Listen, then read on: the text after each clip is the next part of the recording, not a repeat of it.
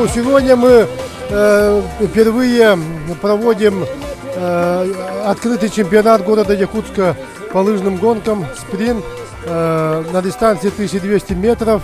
Проводим мы с вновь созданной Федерацией лыжного спорта совместно Комитетом по физической культуре и спорта городского округа город Якутск. Но сегодня активно участвуют 53 спортсмена. География, если взять географию, то практически со всех многих улусов приехали лыжники. Вот. Ну и сегодня как праздник мы провели вот данное соревнование. И этот праздник называется у нас «Вечерние огни Туймады». Это впервые в городе Якутске такие соревнования проходят. И мы надеемся вот эти соревнования провести ежегодно и даже планируем провести весной, когда тепло, когда народу много, тут когда люди катаются на катке, ну как бы создавать праздник зимних видов спорта.